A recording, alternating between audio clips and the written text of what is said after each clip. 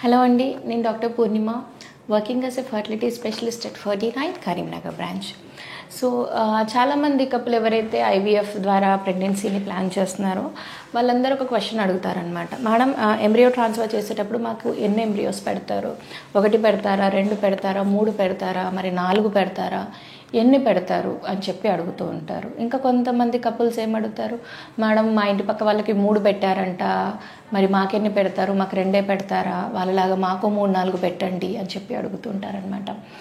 So ఇప్పుడు మనం ఈ వీడియోలో ఏం తెలుసుకుందామంటే, అసలు ఎన్ని ఎంబ్రియోస్ పెడతాము, ఎన్ని పెట్టడం వల్ల ప్లస్లు ఏంటి, మైనస్లు ఏంటి, ఎన్ని పెడితే ఎంత సక్సెస్ రేట్ ఉంటుంది, అసలు ఏ కపుల్కి ఏ ఎంబ్రియో ఎన్ని అన్నది మేము ఎలా డిసైడ్ చేస్తాము, how do we decide it అన్నది చూద్దాము.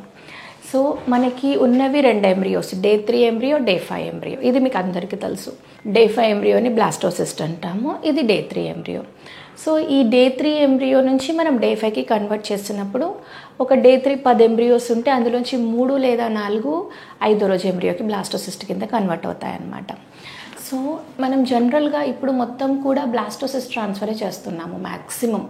ఎందుకు అంటే బ్లాస్టోసిస్ట్ ట్రాన్స్ఫర్తో మనకి సక్సెస్ రేట్ అనేది బెటర్గా ఉంటుంది, లైక్ 60 to 65 వరకు కూడా ఉంటుంది. అందుకని మ్యాక్సిమం మనం బ్లాస్టోసిస్ట్ ట్రాన్స్ఫర్ చేస్తున్నాము. సో ఈ బ్లాస్టోసిస్ట్ పెట్టినప్పుడు ఏంటంటే మనం జనరల్గా 1 లేదా 2 మాత్రమే పెడతాము. ఎందుకు అంటే బ్లాస్టోసిస్ట్ ఇందాక నేను చెప్పినట్టుగా సక్సెస్ రేట్ అన్నది ఎక్కువ ఉంటుంది. అంటే మనం పెట్టిన ఎంబ్రియో మ్యాక్సిమం అతికే ఛాన్స్ ఉంటుంది. అట్లాంటప్పుడు మనం 2 ఎంబ్రియోస్ పెట్టామనుకోండి, కవల పిల్లలు వచ్చే అవకాశాలు ఎక్కువ ఉంటాయి. 3 ఎంబ్రియోలు పెట్టామనుకోండి, ట్రిప్లెట్స్ అయ్యే అవకాశాలు ఎక్కువ ఉంటాయి. ఇట్లాంటివన్నీ కూడా డే 5 ఎంబ్రియోస్తో చాలా ఎక్కువ ఉంటాయి అన్నమాట. సో మ్యాక్సిమం డే 5లో ఏంటంటే సింగిల్ ఎంబ్రియో ట్రాన్స్ఫర్ అంటాము. సింగిల్ ఎంబ్రియో ట్రాన్స్ఫర్ అంటే ఒకటే బేబీ, ఒక baby, single embryo, single baby అనమాట. నేను కొంతమందికి ఎవరికైతే ప్రీవియస్గా ఈటీ చేసామో ఫెయిల్ అయింది, లేదు అంటే వాళ్ళకు కవల పిల్లలు ఉన్నా ఓకే అనుకుంటున్నారు, అట్లాంటి వాళ్ళకి 2 ఎంబ్రియోస్ పెడతాము. కానీ 3 ఎంబ్రియోస్ 4 ఎంబ్రియోస్ అన్నవి మాత్రం పెట్టమండి. ఎందుకంటే 3 ఎంబ్రియోస్ పెట్టినప్పుడు ఒకవేళ అది అతికినాయి అనుకోండి, 3ంటికి 3 అతికినవి అనుకోండి, అప్పుడు మనకి ట్రిప్లెట్స్ 3 పిల్లలు అయ్యే అవకాశాలు ఉంటుంది. సో 3 పిల్లలతో ఆ pregnancy it is a very high risk pregnancy. అట్లాంటి ప్రెగ్నెన్సీలో మనకి అబార్షన్స్ బాగా అయ్యే అవకాశాలు ఉంటాయి. ప్రీటర్మ్ డెలివరీ అంటే 6 నెలల్లో 7 నెలల్లో డెలివరీస్ అయిపోతారు. బీపీ వచ్చే అవకాశం రెగ్యులర్ కంటే కూడా చాలా హై ఉంటుంది. షుగర్స్ వచ్చే అవకాశాలు ఉంటాయి.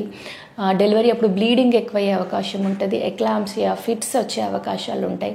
సో ఇట్లాంటి ప్రాబ్లమ్స్ అన్నీ కూడా మనకి లోపల నంబర్ ఆఫ్ బేబీస్ ఎంత ఎక్కువ అవుతాయి, అన్ని కాంప్లికేషన్స్ ఎక్కువ అవుతాయి. సింగిల్ బేబీతో నంబర్ ఆఫ్ కాంప్లికేషన్స్ తక్కువ.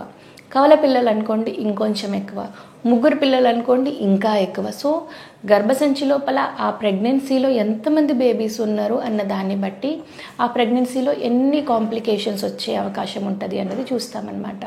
సో మనకు number of babies, twins, triplets, quadruplets, 4 పిల్లలు క్వాడ్రుప్లెట్స్ అంటాము, 5 పిల్లలని క్వింటుప్లెట్స్ అంటాము. సో అట్లాగా నంబర్ ఆఫ్ బేబీస్ లోపల పెరుగుతున్న కొద్దీ మనకి కాంప్లికేషన్స్ అన్నవి పెరిగిపోతూ ఉంటాయి. అందుకని చెప్పి మ్యాక్సిమం 1 లేదా 2 ఎంబ్రియోస్ మాత్రమే పెడతాము, అది డే 5 ఎంబ్రియోస్. కొంతమంది కపుల్కి 3 ఎంబ్రియోస్ కూడా పెడతాము. అది ఎవరికి అంటే ఎవరైతే ఏజ్ చాలా ఎక్కువ ఉంది, లైక్ 35 years, 36 years ఉంది, ప్లస్ వాళ్ళకి ఆల్రెడీ ఇంతకుముందు 2 లేదా 3 సార్లు ఎంబ్రియో ట్రాన్స్ఫర్స్ అయ్యాయి, అన్నీ నెగిటివ్ వచ్చేసాయి, ప్లస్ వాళ్ళకి ఎగ్ క్వాలిటీ బాగాలేదు, ఎంబ్రియో క్వాలిటీ బాగాలేదు, స్పర్మ్ క్వాలిటీ బాగాలేదు, లేదంటే గర్భసంచిలో చాలా ప్రాబ్లమ్స్ ఉన్నాయి, బాగా వాపు ఉంది, అడినోమయోసిస్ ఉంది, ఎండోమెట్రియోసిస్ ఉంది, బాగా అతుకులు ఉన్నాయి, లేదంటే గర్భసంచికి గడ్డల ఆపరేషన్ అయింది, సెప్టల్ రిసెక్షన్ అయింది, ఇట్లా గర్భసంచికి ప్రాబ్లమ్స్ ఉన్నాయి. అట్లాంటి వాళ్ళకి ఏంటంటే ప్రెగ్నెన్సీ అవకాశాలు తక్కువ. అలా ప్రెగ్నెన్సీ అవకాశాలు ఎవరికైతే తక్కువ ఉంటాయో అలాంటి కపుల్కి 3 ఎంబ్రియోస్ పెట్టి ప్రయత్నం చేస్తాము. కానీ 3 ఎంబ్రియోస్ పెట్టడానికి ఎవరికంటే వాళ్ళకి పెట్టడానికి ఉండదు. ఇందాక నేను చెప్పిన క్రైటీరియా ఎవరైతే ఫుల్ఫిల్ చేస్తారో అలాంటి కపుల్కి మాత్రమే 3 ఎంబ్రియోస్ పెడతాము. ప్లస్ పెట్టే ముందే వాళ్ళకి అన్ని రకాల రిస్కులన్నీ కూడా ఎక్స్ప్లెయిన్ చేస్తామన్నమాట. 3 ఎంబ్రియోస్ పెడితే మరి ఈ ప్రాబ్లమ్స్ జరగవచ్చు, మీకు ఓకేనా? ఒకవేళ 3 ఎంబ్రియోస్ ఎతికితే నెక్స్ట్ ట్రిప్లెట్స్ అయ్యే అవకాశం ఉంటుంది, మరి ట్రిప్లెట్స్ అయితే ఈ ప్రాబ్లమ్స్ ఉంటాయి.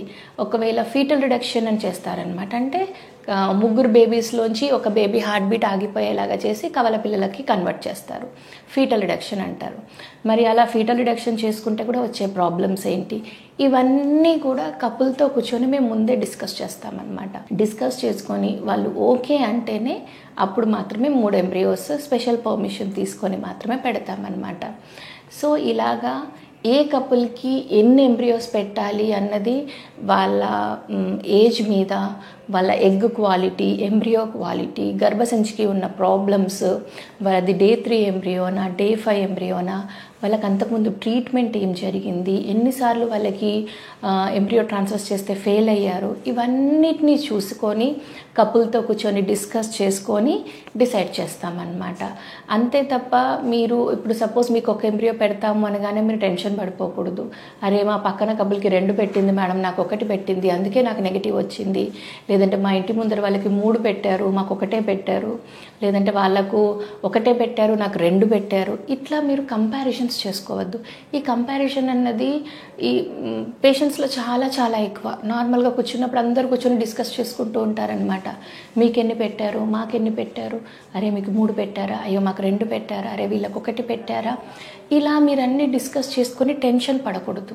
బికాజ్ ఇట్ ఈస్ కపుల్కి స్పెసిఫిక్గా ఉంటుంది అనమాట. ఏ కపుల్కి ఎలా వెళ్ళాలి అన్నది ఆ కపుల్కి అలానే వెళ్తాము మనం, అంతే తప్ప అందరికీ యూనివర్సల్ ట్రీట్మెంట్ అన్నది ఉండదు. ఎవరికి ఎలా వెళ్తే బెటరు అన్నది వాళ్ళ ఆరోగ్యరీత్యా వాళ్ళకి. ఇప్పుడు సపోజ్ ఒక కపుల్ ఉన్నారు, ఆమెకు ఆల్రెడీ ఫుల్ ఇంతకుముందు ప్రెగ్నెన్సీలో డయాబెటీస్ వచ్చింది, హైపర్ టెన్షన్ వచ్చేసింది, లేదంటే ఫిట్స్ వచ్చాయి, అట్లాంటి వాళ్ళకి కవల పిల్లలు 2 ఎంబ్రియోస్ పెట్టాము. ఎందుకు అంటే ఒకసారి మీకు ప్రెగ్నెన్సీలో బీపీ అది వచ్చింది అంటే మళ్ళీ ప్రెగ్నెన్సీలో వచ్చే అవకాశాలు చాలా ఎక్కువ ఉంటాయి. దట్టు కవల పిల్లలు అయితే అవకాశాలు ఆల్మోస్ట్ 70-80%కి వెళ్ళిపోతాయి. సో అంత రిస్క్ మనం చేయలేము. అందుకని అట్లా మీ ప్రీవియస్ ప్రెగ్నెన్సీస్లో మీకు వచ్చిన ప్రాబ్లమ్స్ని కూడా మేము చూస్తాము. అవన్నీ చూసి డిస్కస్ చేసి అప్పుడు కపుల్కి ఏది మంచిది అన్నది మేము డిసైడ్ చేస్తామన్నమాట. సో ఇదండి, ఏ కపుల్కి 2 పెట్టాలా, 3 పెట్టాలా, 1 పెట్టాలా అన్నది మేము డిసైడ్ చేసే విధానం. ఇంకా మీకు ఏమైనా డౌట్స్ ఉంటే కమెంట్ సెక్షన్లో పోస్ట్ చేయండి. I will try to answer them. Thank you.